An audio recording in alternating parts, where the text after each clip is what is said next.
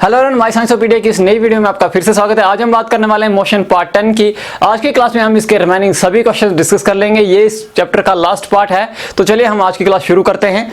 पहला क्वेश्चन हमारे पास है क्वेश्चन नंबर 6। ये है फ्रॉम द गिवन फिगर। ये हमारा फिगर दी हुई है, डिस्टेंस टाइम ग्राफ इसमें दिया हुआ है 3 ऑब्जेक्ट्स का ए, बी और सी। अब हमने इस ग्राफ को स्टडी करके इन क्वेश्चन का आंसर करना है।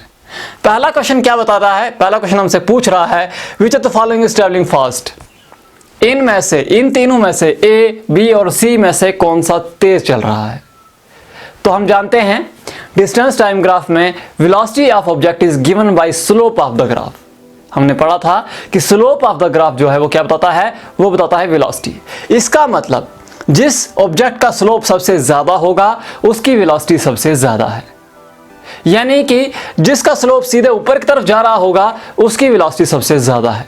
यहां पर देखो, ऑब्जेक्ट अगर हम ए की बात करें तो इसका ग्राफ ये आगे क्यों जा रहा है, स्लोप आगे को जा रहा है।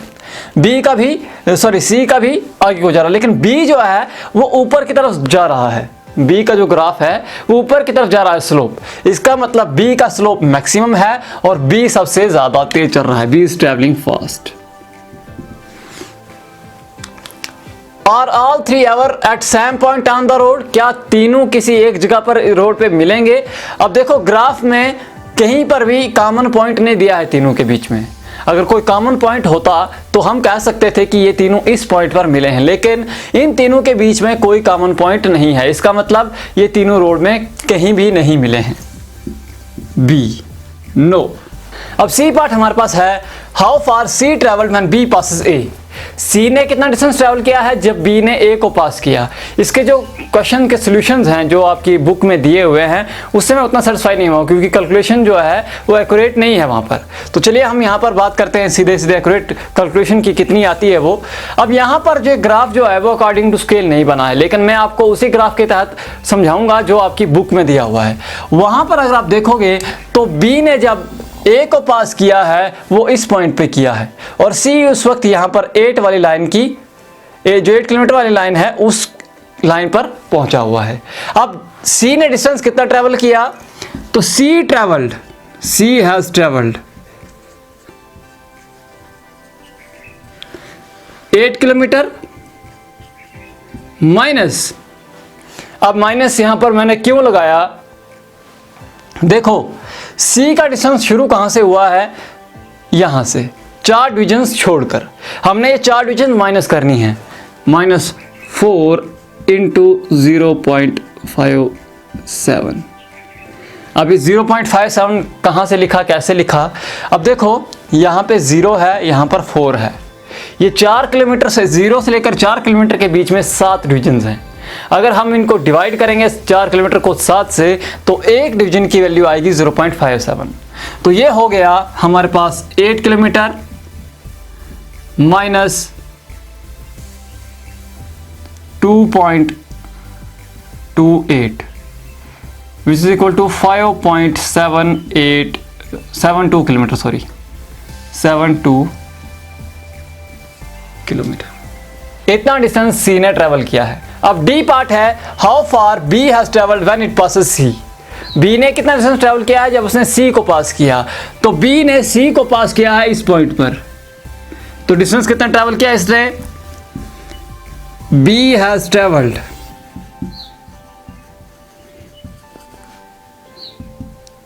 4 किलोमीटर एक है, plus 2 divisions of 0.57 which is equal to 4 plus 1.14 equal to 5.14 kilometre. ये हो गया क्वेश्चन नंबर 6। अब क्वेश्चन नंबर 7 की बात करते हैं। अब है question number 7, a ball is gently dropped from a height of 20 metre if its velocity increases uniformly at rate of 10 metre per second square, what will be its velocity when it strikes the ground. और दूसरा है after what time it will strike the ground. हमने निकालनी है दो चीजें, एक तो इसकी फाइनल वेलोसिटी निकालनी है और दूसरा इसका टाइम निकालना है। सबसे पहले हम इसकी फाइनल वेलोसिटी निकालते हैं। हमारे पास दिया हुआ है इनिशियल वेलोसिटी,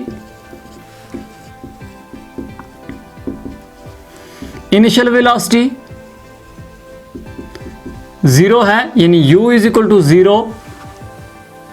हमारे पास एक्सेलरेशन दी हुई है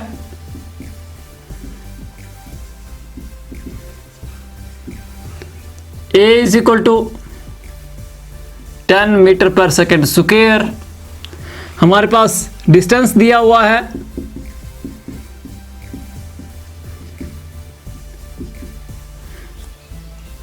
20 मीटर। अब ये जो मोशन है ये स्ट्रेट लाइन में है और यूनिफॉर्म भी है, तो उस केस में हम वेलोसिटी निकालते हैं v square is equal to u square plus 2as। ये वेलोसिटी की इक्वेशन है। अब v स्क्वायर हमारे पास कितना आएगा, v स्क्वायर हमने निकालना है, u स्क्वायर, u कितना है तो 0 का square plus 2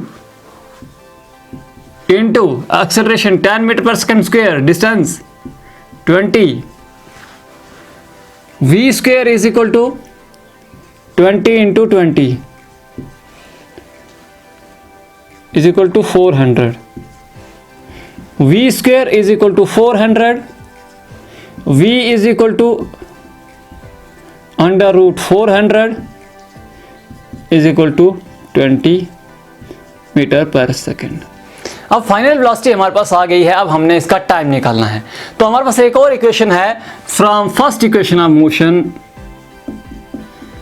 first equation of motion हमारे पास क्या है, हमारे पास है v is equal to u plus a t है हमारे पास ये, और हम इसको ऐसे भी लिख सकते हैं u plus a t is equal to we.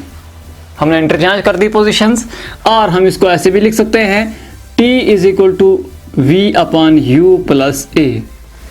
अब यहाँ वैल्यू डाल देंगे हम, t हमने निकालना है, v हमारे पास निकला है 20, u हमारे पास 0 है, a हमारे पास 10 है, तो t कितना निकलेगा 2 सेकेंड्स। तो टाइम हमारे पास निकलेगा, या t हमारे पास निकलेगा टाइम, और t is equal to 2 seconds, यानी 2 सेकेंड के बाद ऑब्जेक्ट नीचे पहुंच जाएगा। ये हो गया क्वेश्चन नंबर 7। अब क्वेश्चन नंबर 8 हमारे पास है, हमारे पास एक कार का स्पीड टाइम ग्राफ दिया हुआ है। हमने निकालना है कि उसने 4 सेकंड्स में कितना डिस्टेंस कवर किया, उस एरिया को शेड करना है। दूसरी चीज हमने ये बतानी है कि ग्राफ का कौन सा पार्ट यूनिफॉर्म मोशन शो कर रहा है। तो हम जानते हैं कि distance travelled by car in case of speed time graph जब दिया होता है वो होता है area enclosed by the slope of the graph and time axis.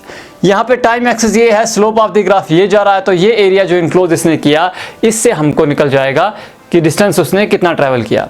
अब ये एरिया कैसे निकलेगा, तो अब एरिया की कैलकुलेशन करने के लिए हमको इन डिविजन्स का या इन छोटे स्क्वायर जो आपके उसमें दिए हुए हैं, बुक में मैंने यहाँ नहीं बनाए हैं, वहाँ आपकी बुक में दिए हुए हैं, हमको उन छोटे स्क्वायर्स का एरिया निकालना पड़ेगा सबसे पहले, फिर उन सभी स्क्वायर्स को काउंट करेंगे तो एरिया निकल जाएगा। अब यहाँ पर इन छोटे स्क्वायर्स की अगर बात करें तो अगर एक्स एक्सिस की बात करें, on x axis 5 small squares is equal to 5 small squares is equal to 2 seconds। 5 small squares अगर कवर होंगे, स्क्वायर्स अगर कवर होंगे तो 2 seconds होगा। तो 1 small square is equal to 2/5 second. एक छोटा स्क्वायर जो है वो रिप्रेजेंट करता है 2/5 सेकेंड्स। उसी तरह से on y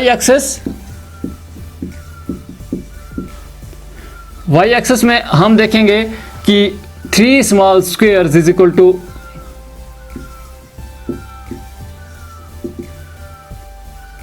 2 metre per second. 1 small square कितना करेगा, 1 small square is equal to 2/3 metre per second. अब हमने निकालना है इसका डिस्टेंस। तो एरिया कैसे निकलेगा, एरिया लेंथ इंटू ब्रेड्थ है, या हम डिस्टेंस भी बोल सकते हैं, तो स्पीड इंटू टाइम है, दोनों एक ही चीजें हैं। तो हम यहाँ पे डिस्टेंस अगर निकालें या एरिया निकालें, area of 1 small square is equal to 2/5 multiply by 2/3 is equal to 4/15 metre. ये निकला एक स्मॉल स्क्वायर का एरिया। अब हम इन स्क्वायर्स को काउंट करेंगे। जब काउंट करेंगे तो ये लगभग है 60 स्क्वायर्स। तो एरिया ऑफ 60 स्मॉल स्क्वायर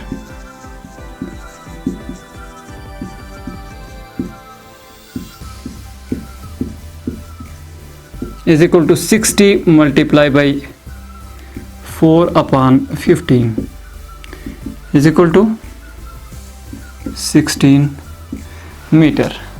इसका मतलब डिस्टेंस कितना कवर किया है? उसने डिस्टेंस कवर किया है 16 मीटर 4 सेकंड्स में। अब ये हो गया डिस्टेंस की बात। अब दूसरा, which part of the graph show uniform motion. हमें पता है, हमने पढ़ा है कि जब यूनिफॉर्म मोशन की बात आती है स्पीड टाइम ग्राफ में, तो जो कर्व होती है, जो स्लोप होता है या कर्व जो ग्राफ की होती है, वो बिल्कुल स्ट्रेट लाइन होती है। जब भी ग्राफ की जो लाइन है वो स्ट्रेट होगी, इसका मतलब स्पीड टाइम ग्राफ की बात कर रहा हूँ, इसका मतलब जो वेलोसिटी या स्पीड है वो क्या है? यूनिफॉर्म है। इसका मतलब मोशन यूनिफॉर्म है। तो 6 सेकंड्स के बाद, अगर यहाँ पर आप अपने ग्राफ में देखोगे, 6 सेकंड्स के बाद जो ग्राफ है वो स्ट्रेट लाइन शो कर रहा है। इसका मतलब 6 सेकंड के बाद वो यूनिफॉर्म मोशन में कार मूव कर रही है। तो ये हो गया क्वेश्चन नंबर 8। तो ये तो हो गई आज की क्लास की बात। वीडियो अच्छी लगी, वीडियो को लाइक करें, कमेंट करें, शेयर करें, ताकि ज़्यादा से ज़्यादा लोग चैनल के साथ जुड़ें। साथ ही साथ हम अगली क्लास में जो इसकी लास्ट वीडियो होगी उसमें हम बात करेंगे इसके 2 रिमेनिंग क्वेश्चंस की। अभी के लिए इतना ही, फिर मिलते हैं नई वीडियो में, तब तक के लिए अलविदा। अब क्वेश्चन नंबर 9 हमारे पास है, state which of these situations are possible and also give an example for each of these. पहली है an object with constant acceleration या uniform acceleration but with zero velocity. अब ऐसा तब हो सकता है जब हम एक ऑब्जेक्ट को वर्टिकली अपवर्ड थ्रो करें।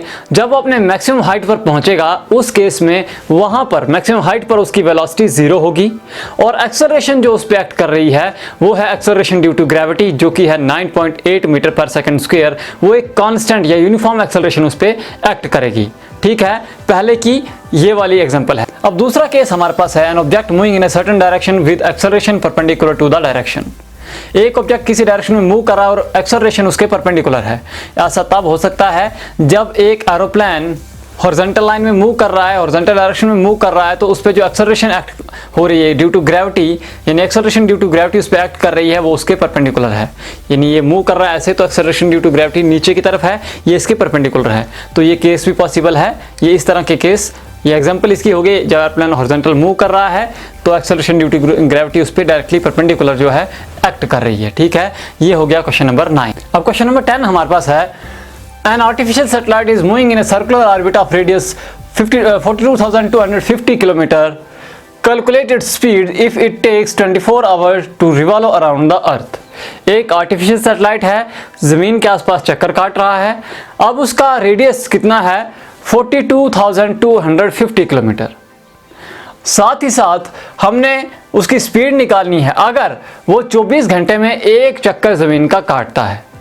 अब स्पीड हम कैसे निकालते हैं? स्पीड होती है डिस्टेंस अपॉन टाइम, लेकिन हमारे पास ये चीज डिस्टेंस नहीं है, ये रेडियस है, यानी सर्कुलर जो पाथ है उसका रेडियस है। अब हम सबसे पहले उस सर्कल का पूरा सर्कमफ्रेंस निकालेंगे, यानी वो जो उसका डिस्टेंस है, सर्कमफ्रेंस का मतलब डिस्टेंस जो ट्रैवल कर रहा है, हम पहले सर्कमफ्रेंस निकालेंगे। हमारे पास रेडियस कितना दिया हुआ है?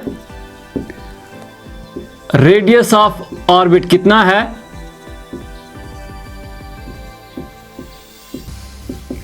Is equal to 42,250 kilometre. ठीक है, डिस्टेंस कितना होगा टोटल उसका? डिस्टेंस ट्रेवल्ड बाय सैटेलाइट कितना निकलेगा? सैटेलाइट ये निकलेगा सर्कमफ्रेंस के बराबर। सर्कमफ्रेंस होता है 2πr। अब हमारे पास 2π की वैल्यू होती है 22.7, रेडियस हमारे पास है 42,250 किलोमीटर। ये निकलेगा 26,55,71.43 किलोमीटर। ये नंबर मैंने यहाँ लिख लिया, आप लोग कैलकुलेट करके देखोगे तो ये नंबर निकलेगा, ऐसा ही निकलेगा, इतना ही नंबर निकलेगा। तो अब उसके बाद हमारे पास टाइम दिया हुआ है 24 आवर्स। स्पीड ऑफ सैटेलाइट कितनी होगी? स्पीड ऑफ सैटेलाइट होगी distance 2,65,571.43 kilometre divide by time है 24 आवर्स, तो ये निकलेगा हमारे पास 11,065 किलो 0.48 है शायद 0.48 किलोमीटर पर आवर, ये निकलेगी इसकी स्पीड। तो ये तो हो गई आज की क्लास की बात। क्वेश्चन नंबर 10 के साथ ही हमारा ये यूनिट खत्म हुआ। अब अगली वीडियो में हम लोग केमिस्ट्री का सेक्शन शुरू करेंगे, लेकिन जाने से पहले आप लोग वीडियो को लाइक कीजिए, कमेंट कीजिए, शेयर कीजिए, ताकि ज़्यादा से ज़्यादा लोग चैनल के साथ जुड़ें। अभी के लिए इतना है, फिर मिलते हैं एक नई वीडियो में, तब बात करेंगे एक नए टॉपिक पे। अभी के लिए अलविदा।